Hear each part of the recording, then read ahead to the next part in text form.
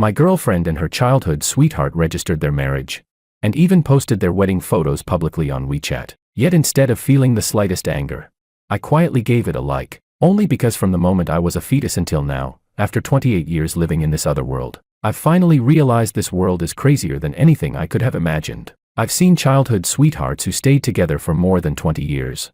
Yet after marriage, the woman kept a pure-hearted college boy as her secret lover, and the man's response was silently starting a terminal illness countdown. I've seen a beautiful influencer who had been in a 7-year relationship cheat on her boyfriend with her boss, and after she was dumped while pregnant, her boyfriend still gladly stepped in and took responsibility. I've seen a miserable man discover that his daughter wasn't biologically his. Yet because the woman ran away, he still devoted himself wholeheartedly to raising the child. After witnessing so many fake-hearted human incidents like these, I became certain that the world I transmigrated into is actually a gigantic female protagonist romance universe, especially when one day, my girlfriend suddenly brought home that fragile, helpless childhood sweetheart of hers. The last bit of hope in my heart finally died. Chapter 1. Ding ding ding. I hadn't even closed the screen where I had just liked Willow's WeChat post when her call came in. Her tone carried a hint of urgency. George, Makoto has been diagnosed with a terminal illness. The doctor said he has at most 3 months left. His biggest wish in life is to get married just once. I just pity him, and I want to help him fulfill that wish. Please don't overthink it. Okay.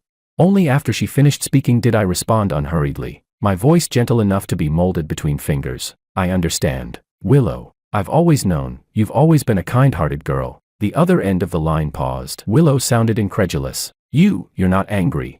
I shifted my tone, letting the ending soften into a mix of grievance and teasing, mimicking the way she usually coaxed me. I wouldn't say I'm angry, but saying I'm not jealous would be a lie. So tonight you have to come keep me company and make me feel better. You won't disappoint me, right? After a short silence, Willow's voice returned, lighter, as if relieved. Of course, George. Don't overthink it. I'll definitely come over tonight. Hanging up, I felt a spark of satisfaction. As a devoted admirer of Napoleon, I've always had quite an interest in mature married women. It's just that my refined moral standards never allowed me to do something like interfering in someone else's marriage. Who would have thought my cool, goddess-like girlfriend would be the one to break that boundary for me first? This surprise really caught me off guard. For tonight's program, and for my kind-hearted girlfriend, I decided my dinner would be charcoal-grilled oysters with stir-fried pig kidneys. Gotta keep the nutrition up. Chapter 2. Leaving the office that evening, after finishing dinner, I brought a gift and headed to the apartment Willow and I used to rent when we lived together. I had moved out a year ago. Back then, Willow was constantly being summoned by her fragile and helpless childhood sweetheart with all sorts of melodramatic excuses. Today it was a fever. Tomorrow it was shortness of breath. After too many times, arguments between us naturally became inevitable. To keep it from affecting my work, I simply bought an apartment near the company and moved out, without telling her the address. She asked a few times afterward, and I brushed it off each time. Only when work pressure occasionally became too much would I return to this rental to spend time with her. When the key turned in the lock and the door opened, I saw Willow sitting on the sofa. The warm yellow light outlined her gentle silhouette, and I couldn't stop a flicker of admiration in my eyes. People say how beautiful a woman appears depends greatly on one's personal preferences, and Willow fit perfectly into mine. She was the most beautiful woman I had seen in my 28 years of life. No exceptions. But after dating for so long, the amazement she gave me had long faded compared to the love at first sight heartbeat I felt 7 years ago. Seeing her quietly waiting for me like this reminded me of the toughest days during my startup. Willow would sit silently by my side just like this. Even if she was only playing on her phone and not actually helping, I still felt grounded. After all, I didn't need her money, just her presence. But that sense of reassurance was eventually worn away by the sight of her running again and again to her childhood sweetheart. Chapter 3. When Willow heard the sound of the lock turning, she immediately stood up and turned toward the door. George, you're back. When she saw my face clearly, a flash of delight quickly crossed her eyes. I responded softly, walked straight to her, and handed her the shopping bag in my hand. A gift for you. See if you like it. Inside was the same bunny girl outfit worn by senior sister Mai online. Willow reached in and pulled it out. The delight on her face instantly faded, replaced by a barely noticeable disappointment. She bit her lower lip lightly, hesitating, clearly searching for an excuse to refuse. Before she could speak, I stepped closer, my tone tinged with suggestion. Willow, I don't even mind you registering for a marriage license with Makoto. My gaze burned into her face, capturing every ounce of her hesitation. After more than 10 seconds of silence, Willow finally lowered her eyes and nodded. An hour later, Her cheeks were flushed unnaturally, strands of hair sticking to the side of her neck. Her voice was soft, like a feather brushing skin. "George, you haven't called me wife for a long time." I lowered my head to look at her and curved my lips into a faint, ambiguous smile. "If I call you wife now, aren't you afraid Makoto will get jealous?" "What are you talking about?" She lifted her head immediately to refute me, but her eyes dodged as she tried to explain. "He's always treated me like an older sister. He's never had any other thoughts." I sneered inwardly. "Like an older sister? An older sister he's registering a marriage license with? Speak of the devil." Right then, her phone rang on the coffee table. The name, Makoto, flickered on the screen. She answered almost on reflex. "Willow, my head hurts so much." The moment the call connected, Makoto's weak and pitiful voice came through, laced with a sobbing tone. "Could you come keep me company? I'm really scared being alone. Wait for me. I'll come right away." Willow's voice turned anxious in an instant as she started to stand up and change clothes. I moved quickly and grabbed her wrist. Chapter 4. 15 minutes later, Willow sat in the passenger seat, looking aggrieved. From time to time, she reached back to rub her sore backside. The resentment in her eyes toward me was practically overflowing. Catching a glimpse of her expression, I chuckled and teased. "I told you not to rush. You just wouldn't listen. Look, now you're hurt." Willow bit her lower lip hard. Ever since our school days, she had been known as the icy campus goddess, someone who never used foul language. All that frustration and humiliation could only turn into an exaggerated eye roll as she glared at me fiercely. When the car came to a smooth stop under Makoto's apartment building, I accompanied Willow upstairs. As soon as the door opened, Makoto was lying in bed, his face pale as a sheet of paper. "Makoto, are you all right?" Seeing his sickly complexion, Willow instantly forgot her earlier irritation. She hurried to the bedside, intending to sit down, but the moment she touched the edge of the bed, pain shot through her, and she hissed sharply before springing back up. "Willow, what happened to you?" Makoto struggled to sit up, his eyes filled with just the right amount of concern. Willow avoided meeting his gaze and gave a clumsy explanation. "No, it's nothing. I just slipped when I was coming downstairs earlier." Makoto swept his eyes over her suspiciously before finally landing his gaze on me. His tone turned harsh. "George, is this how you take care of your older sister figure? And another thing, why were you with Willow so late at night? She's my girlfriend. Isn't it perfectly natural for me to spend time with her?" Leaning against the door frame, I spoke casually. Makoto's chest tightened with anger. He almost blurted out, "She's my wife." But he swallowed the words back at the last second. He knew very well that the marriage license had been obtained through deception. If Willow learned the truth now, everything he'd staged, all his pitifulness, all his tragic acting, would instantly collapse. I glanced at my watch and spoke at a fitting moment.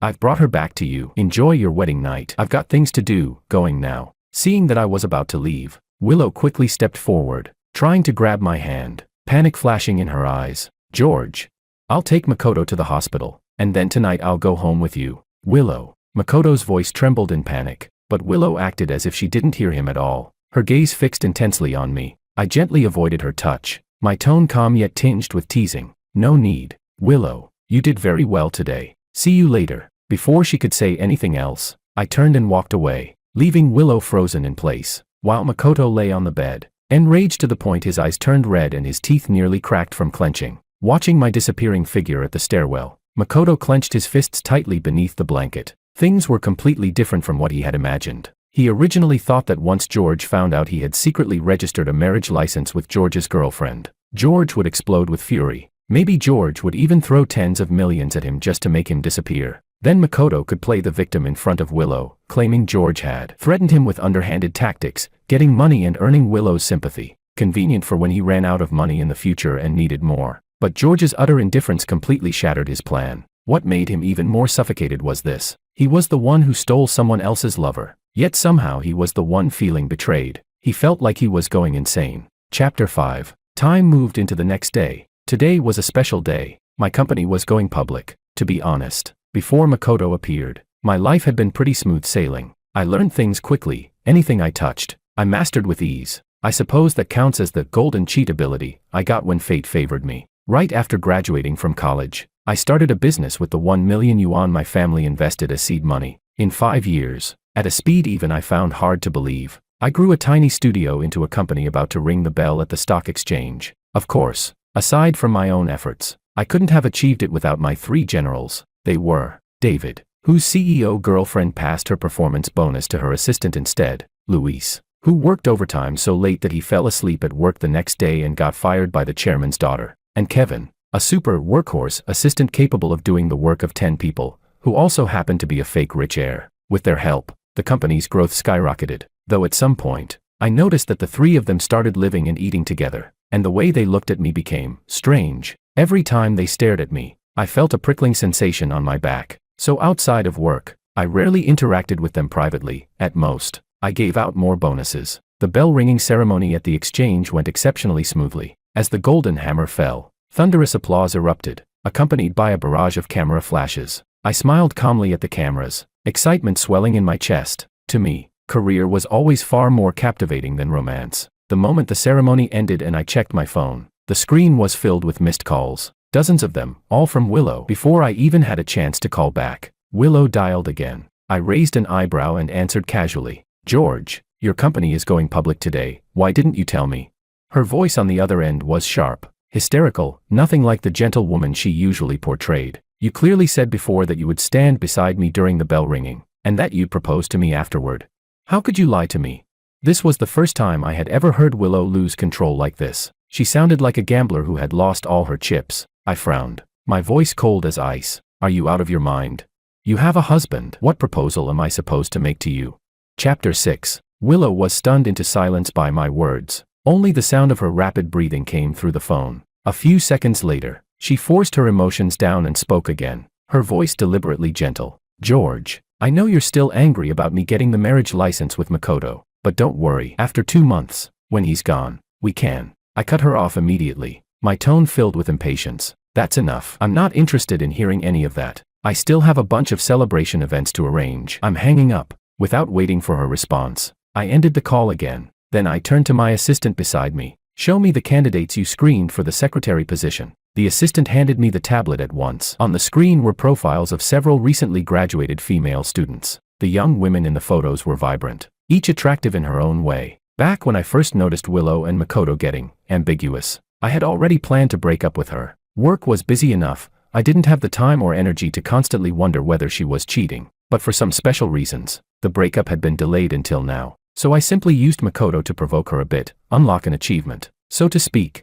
The sky gradually darkened. Just as I stepped out of the company building, I saw a familiar figure standing under the streetlight. Willow. She had changed into a deep V evening dress, the fabric tightly hugging her curves and outlining her figure perfectly. The late autumn night wind was sharp. She wasn't wearing a coat, and her shoulders trembled slightly from the cold. Even her complexion looked pale from the low temperature. I raised an eyebrow. "What are you doing here?" Willow immediately walked toward me quickly, pressing herself against my side. Her cold body clung to my arm as she said, "George, I missed you." I lowered my gaze to her nose, reddened from the cold. I didn't push her away. Instead, I nodded at the driver. "Drive to the hotel." The car moved steadily toward the hotel. I acted the gentleman and draped my suit jacket over Willow's shoulders. We remained silent the whole way. After washing up, Willow wrapped herself in a bathrobe and nestled into my arms, her fingers lightly tracing across my chest. "George, you said before that when the company went public, you would give me some shares. Do you still remember that?" Her voice was gentle and tentative, testing the waters. Her eyes clung tightly to the side of my face. Willow's family background wasn't bad. In fact, it was about the same as mine before my business succeeded. But George's recent coldness had made her feel less like a girlfriend, and more like a toy, summoned at will, dismissed at will, easily replaceable. She wanted an attitude from George. She wanted reassurance. Chapter 7. I suddenly laughed, my fingertips brushing through her hair. The smile never reached my eyes. Back when I was starting my business and we were deeply in love, she remembered everything I said clearly, yet the words she once told me, that I would be the only person she ever loved, I wondered whether she still remembered. Well, it didn't matter anymore. "Sure," I said, "but you have to agree to one condition first." Willow's eyelashes trembled, casting a small shadow beneath her eyes. Her voice was low. "What condition?" "Go get a loyalty tattoo." I stared straight into her eyes, speaking slowly, each word deliberate. Willow's expression changed instantly. She instinctively shrank back. "No. I don't like tattoos. It's indecent." My voice remained calm, yet carried an undeniable pressure. "If you don't want to, that's fine. Then we'll break up." "Then I don't want the shares." Willow shook her head immediately, panic flooding her eyes as she tried to escape the topic. My expression darkened, and I raised my voice on purpose. "You weren't afraid of becoming a divorced woman for Makoto. How come when it comes to me, You won't even show a shred of loyalty. I grabbed her chin, forcing her to look at me. So everything you said about treating him as just a younger brother, was all of that a lie? You got the marriage license not because you pitied him. You had feelings for him yourself. Willow turned pale from being frightened by my anger, tears spilling instantly. No, George, please believe me, I really only pitied him. Then prove it. I released her chin, my tone cold and hard. By this time tomorrow, I want to see that tattoo. Otherwise, we're completely done. Even if you get it, we're done anyway. I added that silently in my mind. Chapter 8. The next evening, Willow showed up as expected. She wore a high-neck sweater, her face pale as paper. When she saw me, she avoided my eyes, unable to lift her head. I stepped closer and gently pulled up her sweater at the lower abdomen. There it was, the succubus-style tattoo I demanded. The lines were still faintly reddened from not being fully healed. Do you know what this represents? I pointed at the tattoo, my tone terrifyingly calm. Willow bit her lip, saying nothing, her shoulders trembling slightly. It represents loyalty, I answered for her. Before she could react, I pulled out my phone and opened an album I had prepared long ago, holding it out to her. But did you fulfill it? On the screen were intimate photos and videos of her and Makoto from the past year, holding hands on the roller coaster at an amusement park, feeding each other in a restaurant, kissing under the streetlight after a movie. Every image was crystal clear, sharp enough to cut, grinding her so-called loyalty into dust. Willow's face turned deathly pale, tears falling in heavy drops. We're breaking up. I bent down, picked up my phone, and spoke without a trace of emotion. No, George, please believe me, I really didn't cheat. These are all misunderstandings. Realizing what was happening, Willow lunged forward like someone losing her mind, reaching toward my hand. But just as she approached, a slender yet firm figure stepped in front of me. It was my newly hired secretary, dressed in sharp professional attire. Her tone was polite yet distant. Miss Liu, please do not harass my boss. Chapter 9. On the way back to my parents' place, watching the scenery roll backward outside the window, I couldn't help sighing a little. Don't get me wrong, I'm not some lonely guy who gets sentimental after a breakup. What I was sighing about was the pile of ridiculous misfortunes I'd endured this past year. Ever since Makoto showed up, it was like I'd been cursed with bad luck, absurdly bad luck. Every time I planned to break up with Willow, something happened to me immediately. I could be walking on the flat office floor and still manage to break my leg. A flower pot fell from the sky and hit me on the head. Even a casual walk on the roadside could end with a random unleashed dog chasing me down to bite me. The irony. Every time I ended up in the hospital, Willow would vanish like she'd evaporated from the world. No calls answered, no messages replied. But turning around, I'd see her all over Makoto's social media updates. She'd be sitting beside Makoto's hospital bed, caring for him tenderly. And the funniest part, we were hospitalized in the same hospital. I was in a VIP private room. He was packed in a standard ward. The whole situation felt exactly like one of those absurd female-targeted romance tropes. Whenever the heroine is coveted by another guy, the male lead must suffer a round of calamities first. Once I understood this, I stopped complaining. Since I couldn't break up for the moment, then this scumbag couple could enjoy my wrath. With one decisive move, I directly acquired the entire hospital. As expected, once we investigated, Makoto's little trick was exposed. He'd bribed a doctor to forge a fake terminal illness diagnosis. I didn't expose him. Instead, I found the doctor who'd accepted the bribe and told him to make up for his mistake. Every glucose drip Makoto received was replaced with estrogen. After more than half a year and over 100 bags of estrogen, I truly had no idea what that boy looked like now. After that, I hired a private investigator to collect evidence of Willow's affair, just in case. My current company headquarters. Ironically, that building used to belong to a corporation that went bankrupt after being exposed in a scandal called the CEO's Lookalike Fantasy Fetish. I bought it for a bargain price. After I was discharged from the hospital, I began setting aside time to learn martial arts. My cheat-like golden ability for mastering anything quickly was still in full effect. In just a little over half a year, I've evolved from George the overbearing CEO into George the Grandmaster of Primordial Tai Chi. I can't intercept missiles, but dodging bullets, that I can do. And this is exactly the confidence I rely on to break up with Willow now, and even to later face the ultimate divine weapon known as the Mistress-slaying blade. Chapter 10. When I got back to my parents' house, I hadn't even changed my shoes before hearing my mom's voice. George, look who's here. I looked up and instantly froze. A girl was sitting on the living room sofa, wearing a simple cream-colored dress. Her long hair was loosely tied behind her head, revealing her slender neck. Her skin was fair and luminous, and her features were as delicately sculpted as polished jade. After all these years, this was the first girl I had ever seen who looked better than Willow. I looked at her, then at my mom who had leaned close, my mind full of question marks. Who is this? I searched through 28 years of memories but couldn't recall knowing such a stunning beauty. This is Freya. Freya. My mom smiled so happily that her eyes wrinkled. Child, don't tell me you can't even recognize your little sister Freya. Freya. The name was like a key, instantly unlocking a flood of memories. I looked at her carefully and finally recognized traces of the girl she used to be, hidden beneath that striking face. Wasn't she the little troublemaking tyrant who used to wipe her nose on my shirt, steal my snacks, ride on my back like a horse, and chase me around shouting, "Big Brother George"? When we were in middle school, her father's company expanded overseas, so the whole family moved abroad. The day she left, Freya clung to my arm crying as if her heart were breaking, insisting on stuffing me into her family's suitcase to take me with her. Looking at the smiling Freya in front of me, 3 big words popped into my mind. The fallback night. No, wrong. The devoted second female lead. Another classic mechanism in a female-centric story world. After the male lead is hurt by a scumbag woman, a perfect, long-time secret admirer always appears to help him slap the ex and heal his wounds. Keeping my expression neutral, my gaze slowly traveled over her figure and finally landed on her chest. I muttered to myself, "Quite the transformation. No wonder I didn't recognize you." Freya's cheeks flushed slightly. She softly called out, "Big Brother George, long time no see." At dinner, my mom served a steaming dish of braised pork, and once she started talking, she couldn't stop. "Son, look how amazing Freya is now. Not only is she beautiful, she's taken over her father's company and is already a CEO of an international group at her age. 100 times better than that Willow girl."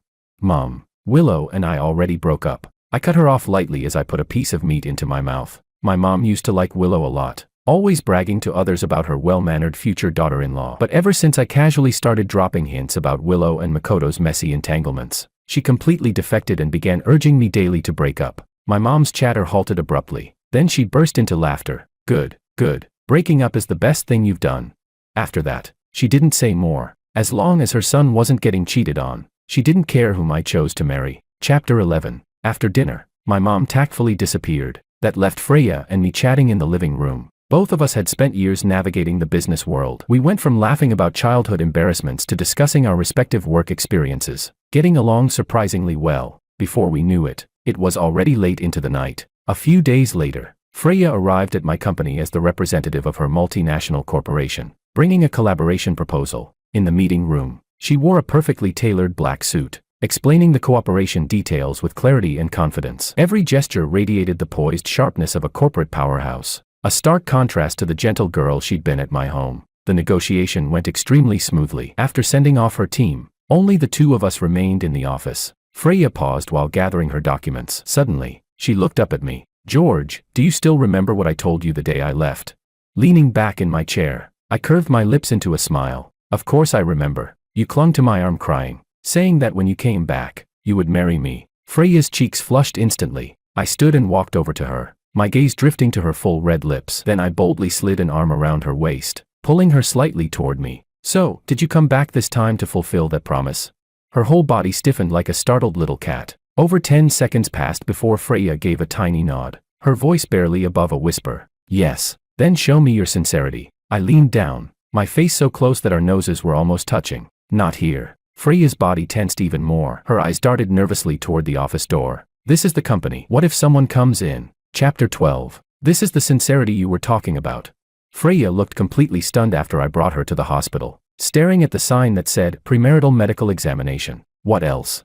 I raised an eyebrow, my tone utterly matter-of-fact. "If a woman wants to marry me, the greatest sincerity she can show is a clean medical report and a prenuptial agreement. You said I'm the only person you've ever loved in your whole life. Surely you won't refuse something this small, right? 10+ years without contact. Returns home claiming she has always loved me. Does she think I'm an idiot? Plane tickets aren't exactly unaffordable. If she truly had deep feelings, how did she manage to send 0 messages all these years?" In my eyes, so-called devoted second female leads only appear devoted because the male lead is pathetic but rich. Who wouldn't love a compliant money-printing machine? Even if I'm the male lead in this world, I'd still rather believe Freya chose me because I'm successful, not because of some fairy tale love. In this female-centric world, purity works like a replaceable add-on module. Restoring it is as easy as updating a plugin. Who knows what kind of life she lived abroad? If it weren't for the fact that her face is even more stunning than Willow's, and that childhood ties make it inconvenient to treat her like a scumbag would. I wouldn't bother with all this effort. Freya's face went from pale to flushed to pale again, her fingers trembling slightly. After several minutes of silence, she finally lifted her head and gritted her teeth. I'll do it. When the medical report came out, I brought the prenuptial agreement I had drafted. The terms were fair. Freya only asked to add one clause. If either party cheats during the marriage, the other has the right to file for divorce. And the cheating party must give up 30% of their assets as compensation. I had absolute confidence in this clause. After all, I used to be the pinnacle of pure romance. When the marriage certificates were handed over, Freya was still in a daze. Her father had been pressuring her to get married, and she didn't want an arranged marriage. A play-your-own-game marriage disgusted her. Who knew what the other party might bring back with them? So she thought of her childhood neighbor George, and figured if he hadn't grown crooked, he'd be a decent choice. As for feelings fading after so many years, not a big deal. At least she didn't dislike him. She even had a bit of fondness. Love could be cultivated, but before she even got to experience sweet romance, somehow she ended up signing a prenup and getting a marriage certificate. She stared blankly at the photo on the red booklet, muttering, "We're just married like this." I leaned down and kissed the corner of her lips, amused. "Yup, my dearest Freya, but what about sweet romance?" She finally reacted, puffing her cheeks angrily. "I haven't even experienced the proper process. Dating, flowers, movies. We can do love after marriage. Ceremonies can always be made up later." I ruffled her hair. Freya took a deep breath. Suddenly, her eyes sharpened. She rolled up her sleeves and lunged at me. "George, I'm warning you, if you dare flirt around outside, I'll beat you to death." She launched straight into a grappling move, but halfway through her motion, I caught her wrist and gently pressed her against the wall. Realizing she couldn't win, Freya's eyes reddened with frustration. She opened her mouth and bit down on my shoulder. It wasn't until she tasted blood that she jolted back, staring anxiously at my shoulder. "Does it hurt?" I gave her a roguish smirk. "I'm fine, but you are about to suffer." Chapter 13. Switching scenes. Makoto was having a miserable time. "It's all because of you. All because of you. Now George doesn't believe me at all. Give me back my love." Willow hugged a pillow, pouncing toward the bed like a crazed cat, smacking Makoto over and over. The pillow itself was soft and harmless, but the loud thumping noises and her hysterical screaming made Makoto's head feel like it was exploding. At first, Makoto still tried to endure it, suppressing his anger as he coaxed her. "Willow, calm down. It's all because George is too narrow-minded. This has nothing to do with me." But Willow didn't listen at all. Ever since George blocked her, it felt like she'd been shut out of an entirely different world. George's company went public and he basked in the spotlight, while she couldn't even see him once. Those security guards and receptionists who used to treat her with polite smiles, now looked at her like she was no different from a passerby on the street. They didn't give her face at all. She had thought about using public opinion to force George to show up, but the moment she remembered the intimate photos of her and Makoto in George's hands, she backed down instantly. So now, all that rage had nowhere to go except onto Makoto. 10 minutes later, Willow felt the pillow wasn't enough. She threw it aside and extended her nails toward Makoto's face. Several red scratches instantly appeared on his already pale skin, stinging sharply. Even a clay statue has temper, let alone Makoto, who was never a decent person to begin with. The mask in his eyes tore completely. He suddenly grabbed Willow's wrist, and with a bit of force, pinned her beneath him. His voice turned vicious. "That's enough, Willow. Don't forget, you are my legal wife now." Willow trembled all over from his ferocious gaze, fear filling her eyes. "Makoto, what are you doing? Let me go." Makoto grinned, the expression twisted and chilling. "What do you think? As husband and wife, naturally we should do what married couples do. You beast, let go of me."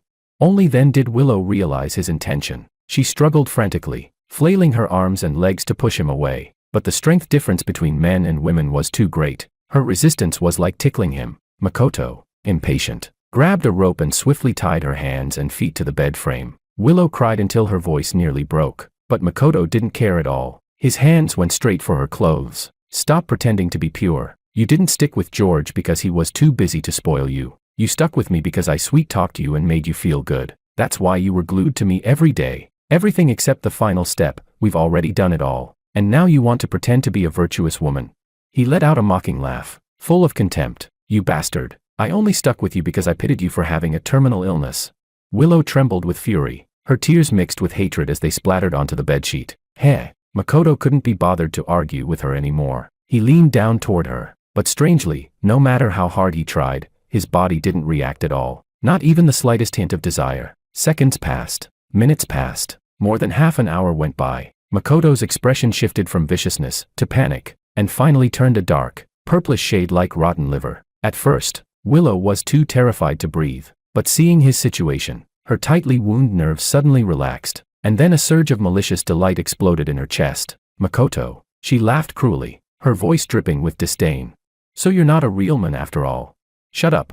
Makoto reacted like a kicked dog. His hand swung out violently, landing a loud slap across Willow's face. Splitting her lip, he glared at her, eyes full of rage, then stormed out, slamming the door behind him. His retreating figure was both frantic and humiliating. Makoto rushed straight to the hospital and demanded an emergency full-body examination. When the doctor returned with the results, stumbling over his words as he informed Makoto that he would never again experience normal functionality, Makoto froze as if struck by lightning and collapsed into a chair. Suddenly, he remembered all the terminal illness medications he had been taking for over half a year. That doctor he bribed had no reason to harm him. Thinking it over, there was only one person who had both the motive and the ability to do something like this: George. It was George behind this. He ruined him. That shameless, despicable bastard. Makoto's eyes turned blood red in an instant, veins bursting in his gaze. He pulled out his phone with shaking hands and placed an online order. A sharp fruit knife. He was going to find George and take him down with him. Chapter 14. A few days later, I had just walked out of the company building, my bodyguards following at my side. Suddenly, a figure burst out of a nearby alley, charging at me with a hysterical scream. "George, go to hell." My bodyguard beside me froze on the spot like he'd been hit with a paralysis spell, not moving an inch. The glinting blade of the knife shone sharply under the sunlight. I didn't have time to think. My body reacted faster than my mind. Tai Chi 5-strike combo.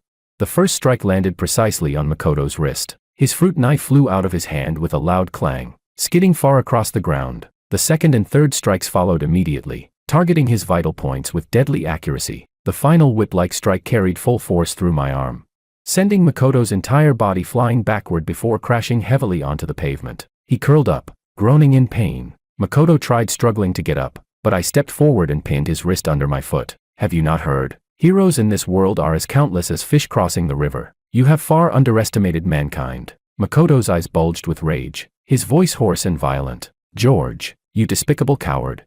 You took my love away." I didn't bother replying. Instead, I shot a cold glare at my bodyguard. Only then did the men finally react, scrambling over in panic and pressing Makoto to the ground. I glanced at the bodyguard's awkward, apologetic smile, and an idea formed in my mind. I'd send him to follow my 3 generals from now on. The 4 of them together could at least make up a decent mahjong table, so he wouldn't be a complete waste. Afterward, Makoto was taken away by the police for attempted murder, and was ultimately sentenced to 10 years in prison. Meanwhile, Willow's parents couldn't reach her for several days. Anxious and desperate, they reported her missing. Eventually, she was found in Makoto's home, already unconscious from hunger. After she was rushed to the hospital, her parents came to my company building, screaming for me to come see Willow. Sitting in my office, listening to my assistant's report, I instructed calmly, "I want some peace and quiet." Kevin understood instantly and left to handle the situation. From that day on, I never saw Willow or her family again, nor did I ever hear any news about them. Chapter 15. Half a year later, Freya and I held our wedding in the most luxurious hotel in the city. A red carpet stretched from the hotel entrance all the way to the center of the banquet hall. Fresh white roses and champagne-colored hydrangeas lined both sides. Wearing a perfectly tailored suit, I stood at the end of the red carpet, watching as Freya slowly walked toward me, her hand resting on her father's arm. She wore a trailing wedding gown, her veil fluttering lightly. Outside the hotel doors, Willow clutched the hem of her clothes tightly, her hands unconsciously rubbing over her lower abdomen again and again. Back when she was rescued from Makoto's home and woke up in the hospital, a group of fierce-looking debt collectors had burst in searching for her. It was then that she finally saw Makoto's true face clearly. Makoto had fallen into gambling, lost everything, and accumulated enormous loan shark debt. After learning she had a boyfriend who was a successful entrepreneur, he deliberately approached her, using terminal illness and deep love as bait to trick her into getting a marriage license, just so she would help him pay off his debts. The truth hit like a bucket of ice water. Willow regretted everything to the core. She hated Makoto for scheming against her, but hated herself even more for being foolish, for falling for his sweet words. She kept comforting herself. At least she hadn't crossed the final line with Makoto. As long as George's anger faded and he was willing to see her, she could explain, she could make it right. She would even be willing to become his mistress if that was what it took. Besides, she carried George's mark on her body. Getting rid of it would leave a scar, and finding a man even 1% comparable to George Impossible. But reality kept slapping her in the face. She went to George's company countless times. Every time she got near the entrance, security guards stopped her cold. And then last month, she saw a classmate's social media post. George and Freya's wedding photos. It felt like lightning splitting her world apart. She couldn't believe that in less than a year, the man who had once tolerated her endlessly, had truly, completely let her go. Today, carrying the very last shred of hope, she came to the wedding. She was ready to burn all bridges. She wanted to rush inside, tell George she knew she was wrong, tell everyone she was still waiting for him. But before she even got close to the hotel entrance, two familiar figures strode up quickly, her parents. Each grabbed one of her arms. "Dad, Mom, let go of me." Willow struggled, her voice cracking with sobs. "I need to see George. I have something to tell him."